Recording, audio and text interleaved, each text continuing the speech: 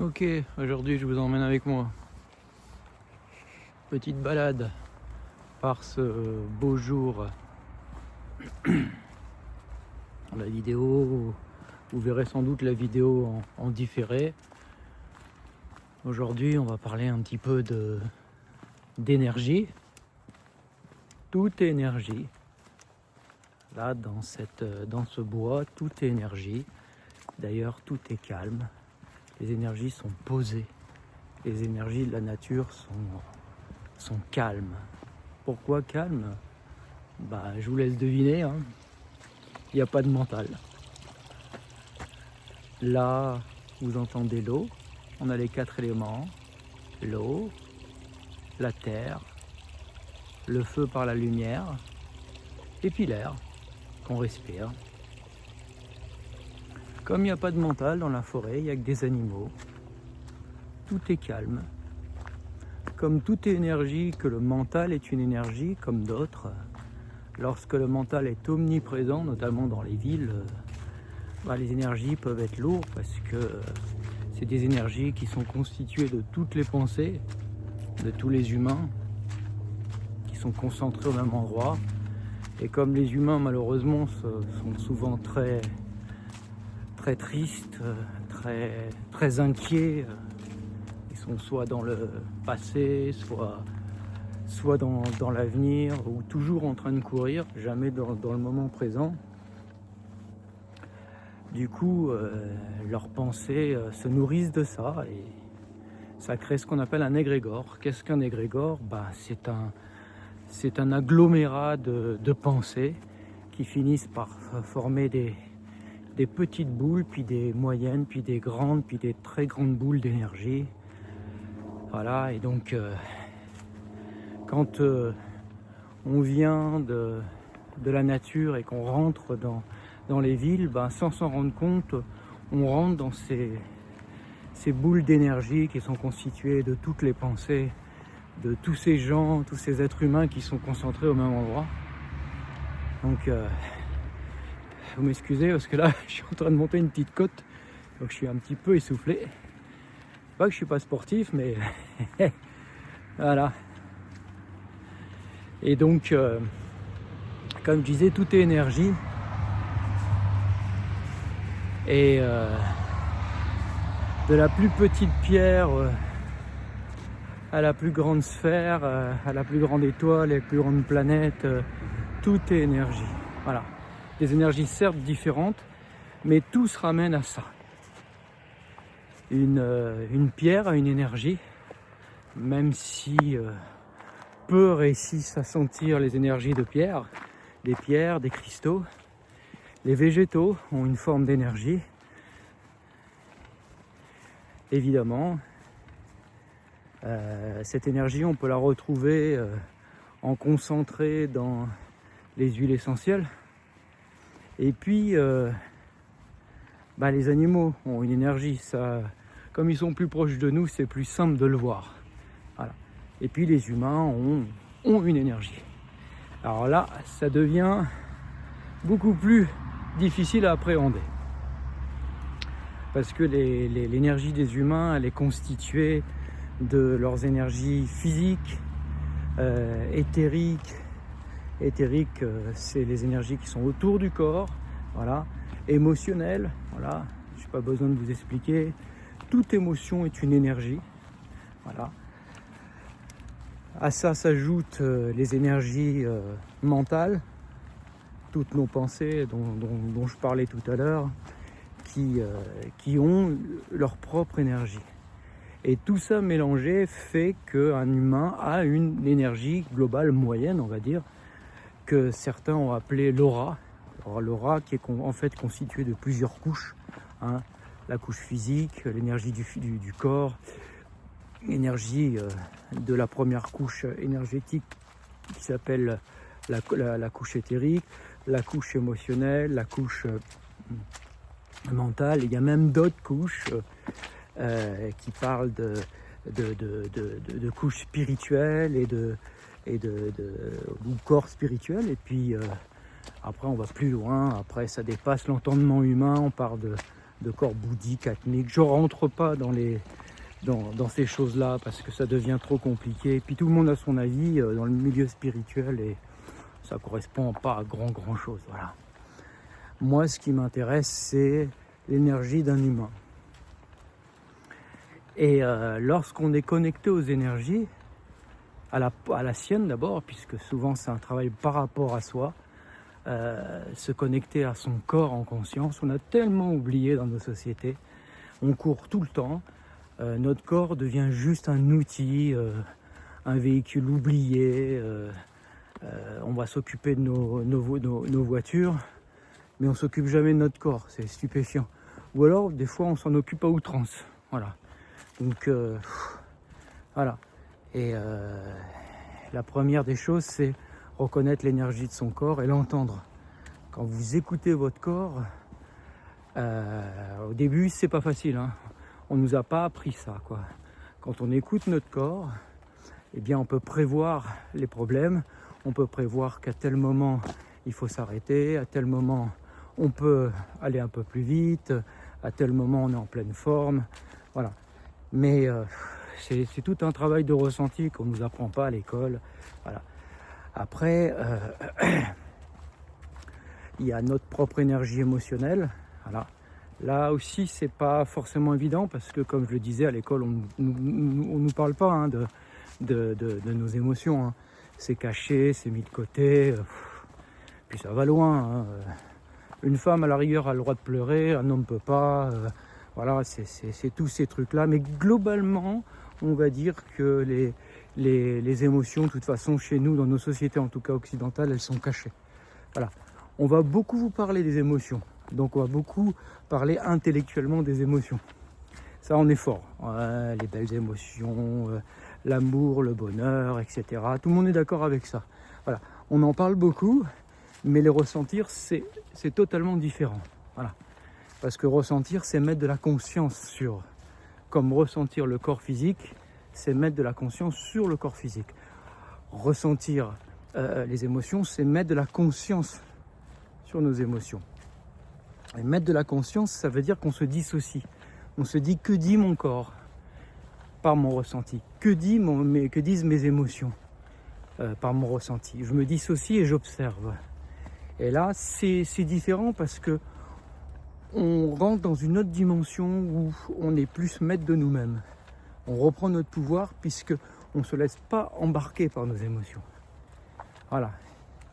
Et puis le troisième type d'énergie, c'est l'énergie mentale. J'en ai parlé au début de cette balade. L'énergie mentale, c'est toutes nos pensées, quoi. Et nos pensées, on pense que c'est rien, justement, on pense que c'est rien, mais c'est énorme. Je ne sais pas combien de milliers de pensées on a par jour, c'est absolument démentiel. Et chaque pensée a une énergie. Vous vous rendez compte, lorsque vous ruminez toujours la même pensée, eh bien, ça finit par créer des dégâts en nous. Pas tout de suite, mais à long terme. Si vous avez une pensée qui est basse, avec une énergie basse, c'est-à-dire qui ne vous sert pas, de temps en temps, c'est pas grave. Quand c'est tout le temps, quand elle est passée en boucle, ça commence à impacter les émotions, puis ça impacte le corps. Donc, c'est tout le sujet de certaines voies thérapeutiques du maladie. La maladie, le mal dit quelque chose, il vous dit quelque chose. Pourquoi? Parce que lorsqu'on n'entend plus ses pensées, on n'entend plus ses émotions, on n'entend plus son corps, ce que je suis en train de dire, lorsqu'on se dissocie plus de ses pensées pour les observer, on se dissocie plus de nos émotions pour les observer, on se dissocie plus de notre corps pour l'observer, on met plus de conscience, on est emporté par les pensées, les émotions et le corps. Voilà. Mais, j'ai envie de dire, la source, dans sa grande sagesse, nous donne quand même un point de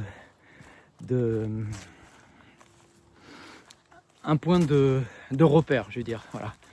qui est le corps en fait. Pourquoi le corps est un point de repère? Parce que il est dans la réalité, dans notre réalité physique. Et donc on est dans le réel, il n'y a pas de virtuel. Avec le mental, il y a du virtuel, et avec les émotions, il y a du virtuel, forcément. Le mental imagine des choses, il est souvent dans le passé ou dans le futur, et il n'est pas dans le moment présent, le mental. C'est pour ça qu'on peut s'inquiéter de choses qui n'existent pas. Ça paraît stupéfiant, hein, mais on est tous comme ça. Voilà. Et les émotions suivent. Les émotions souvent suivent les pensées, qui fait que des pensées n'existent pas, on se projette, on s'inquiète pour quelque chose, ça va créer une émotion qui va nous perturber, tout ça pour quelque chose qui n'existe pas. C'est assez stupéfiant. Voilà. Mais le corps, à un moment donné, il dit la vérité. Il dit toujours la vérité. Contrairement au mental et aux émotions,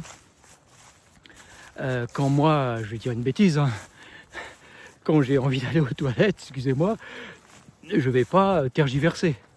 Voilà. J'ai envie d'aller aux toilettes, point, j'y vais. Voilà, le corps dit ok, il faut y aller. Voilà. C'est pour ça qu'en dernier recours, le corps il parle toujours. Il parle toujours, il dit une forme de vérité. Lorsque le mental n'entend plus et les émotions n'entendent plus.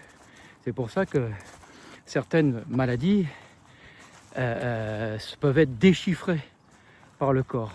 Le corps dit ce que le mental et les émotions n'entendent plus ou ne veulent plus entendre depuis bien bien longtemps. Voilà.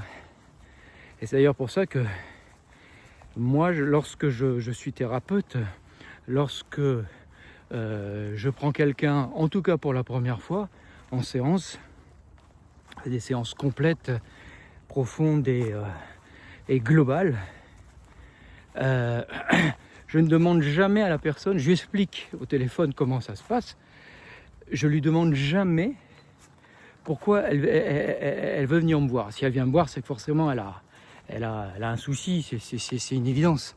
Voilà, on ne vient pas voir un thérapeute si tout va bien. En tout cas, j'espère, parce que ça serait un petit peu dommage.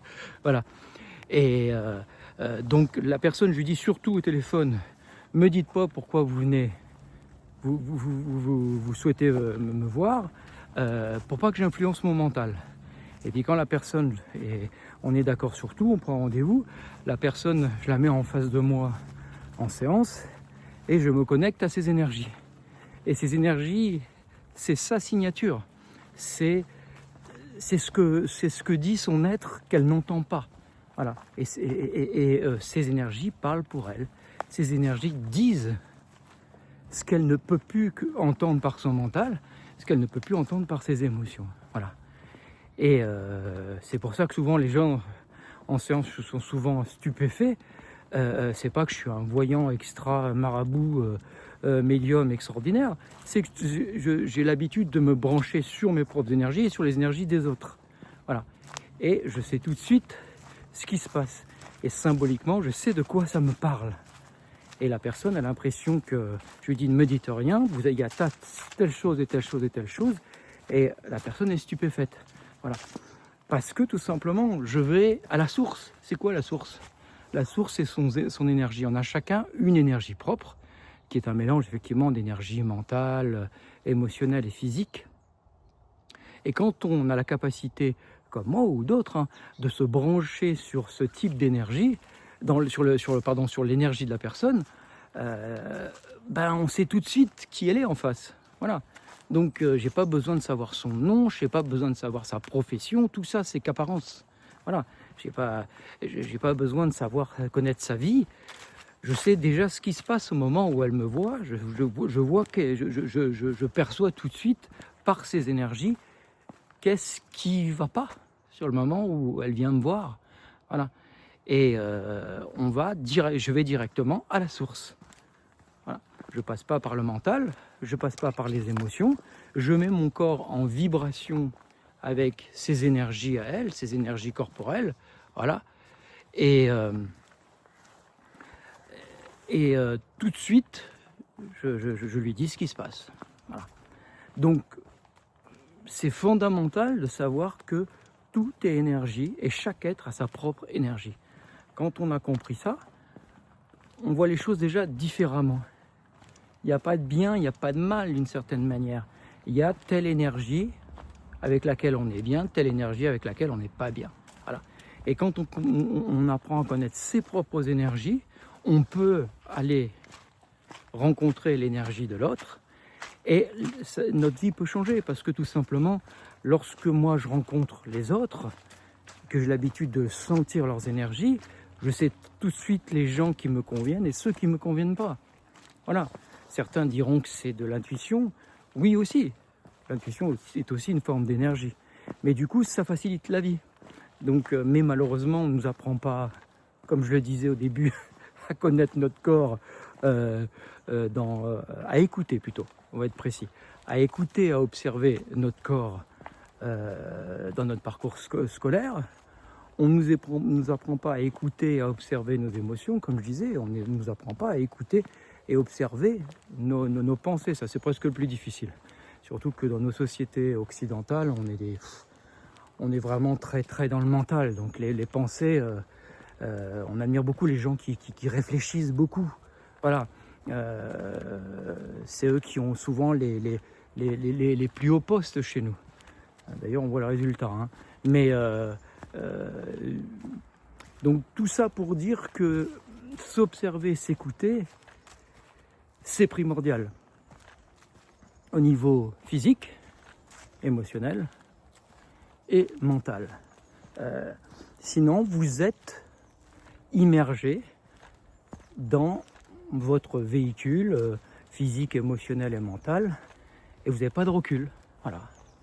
C'est peu importe, c'est un peu comme un poisson qui est dans l'eau, il ne sait pas qu'il est dans l'eau, quoi. Voilà. Donc il n'a pas de recul. Vous baignez dans vos émotions et vous n'avez pas de recul. Et vous baignez dans vos pensées et il n'y a pas de recul. Voilà.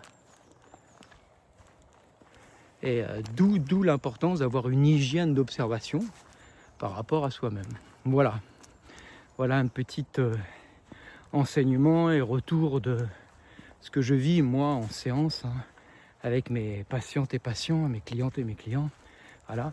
Qui est juste extraordinaire parce que voilà, j'ai pas besoin, la personne n'a pas besoin de me dire pourquoi elle est là. Hein, à la rigueur, avec tout le respect que je lui porte, je m'en fiche. Moi, ce qui m'intéresse, c'est quelle est sa signature énergétique. Qu'est-ce qu'elle porte au moment où elle vient me voir. Qu'est-ce qu'elle porte à l'insu de son plein gré, j'ai envie de dire. Qu'est-ce qu'elle porte comme énergie, des fois sans s'en rendre compte d'ailleurs. Et souvent, on a des gens qui viennent vous voir, qui ne sont pas heureux, et qui ne comprennent pas parce qu'ils sont dedans. Vous voyez le poisson dans l'eau, ils sont dans l'eau, ils n'ont pas le recul. Et ils disent pas, je suis dans l'eau de mes émotions qui me fait souffrir, et j'ai pas ce recul, je suis dedans. Donc, mais à un moment donné, ça fait tellement souffrir que c'est, waouh, pourquoi je souffre comme ça? Donc c'est là où, effectivement, on commence un cheminement à se dire, mais pourquoi j'y arrive pas? Pourquoi je souffre? Pourquoi j'ai des échecs répétitifs? Il y a de multiples raisons pour ça. Hein. Voilà, chacun a sa propre histoire, chacun a développé des stratégies pour s'en sortir dans la vie, surtout quand on est petit. Hein. Voilà. Malheureusement, souvent, ces stratégies qu'on a développées quand on était petit pour faire face aux adultes souvent déséquilibrés, malheureusement, sont devenues une seconde nature. Et comme elles sont devenues une seconde nature, on se rend plus compte que c'est pas notre nature.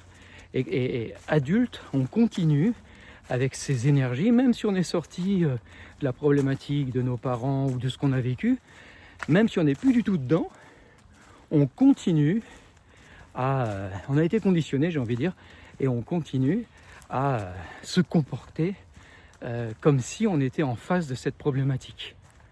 Donc ça pose de gros problèmes parce que ça crée une dissociation entre nous et notre être profond, et donc entre nous et l'extérieur et les autres, puisque du coup on n'offre pas aux autres notre comportement connecté à notre être profond, on offre aux autres un comportement conditionné souvent dans l'enfance. Voilà juste cette petite vidéo pour parler d'énergie, parce que c'est dans le milieu spirituel, développement personnel, c'est très très important pourtant. Et puis il y a beaucoup de bêtises qui se disent là-dessus, malheureusement. Moi, ce que je dis, je l'ai vécu, je le ressens, voilà. Et c'est au travers de mes séances et de mon cheminement spirituel que je l'évoque, hein.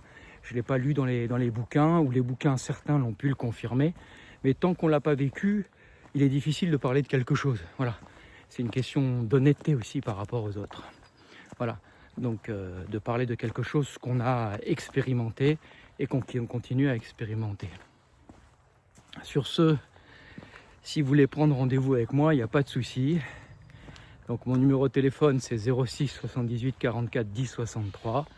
Voilà, je suis dispo et il n'y a pas de souci par rapport à ça. Vous me téléphonez, on échange et puis on voit si on peut faire une séance avec vous. Une séance qui sera très profonde, hein. Les séances que je propose, c'est des séances globales, hein. Corps, âme, esprit. Vous repartez avec une lecture d'âme, vous repartez avec des élixirs floraux, avec beaucoup des élixirs minéraux aussi, et puis un soin énergétique et surtout une énorme prise de conscience. Et ça n'a pas de prix. Voilà. Donc, alors, il y a quelqu'un qui arrive en courant, donc je vais le laisser passer, parce que pour pas le gêner, voilà. Donc, excusez-moi.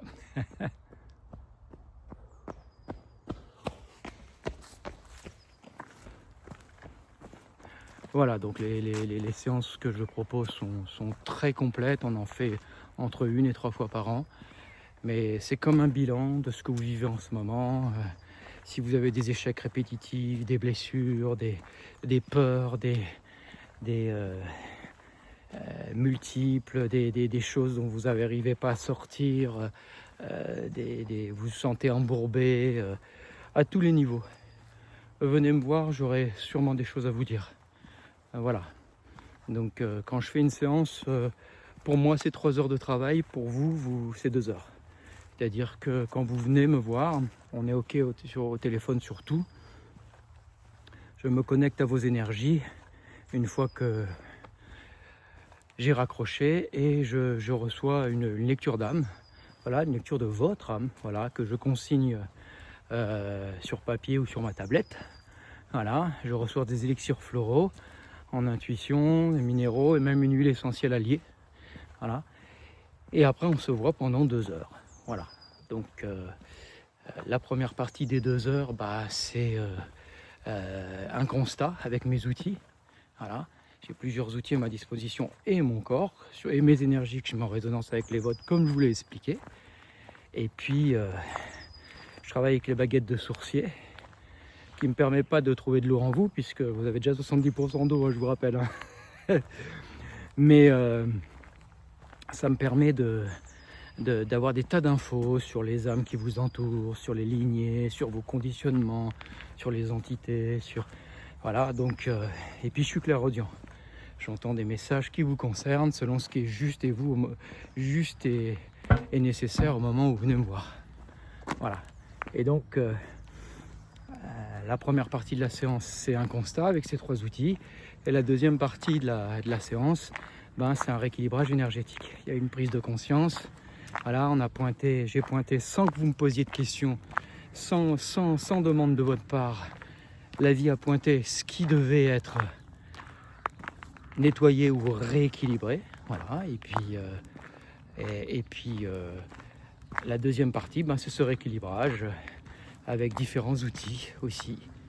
Avec le son de ma voix, avec les mains, je ne touche pas, avec le tambour chamanique, voilà. Donc vous verrez tout ça, n'hésitez pas à m'appeler. Voilà, j'ai fait une vidéo un petit peu longue, mais comme cette séance que je propose n'est pas anodine, il me semblait que c'était quand même important pour vous que vous entendiez réellement ce qui se passe.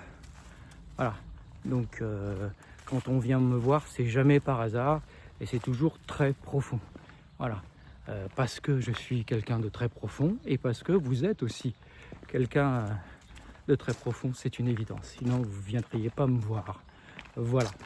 Écoutez, je vous souhaite une belle fin de journée et puis à très vite au téléphone ou pas. Voilà, merci.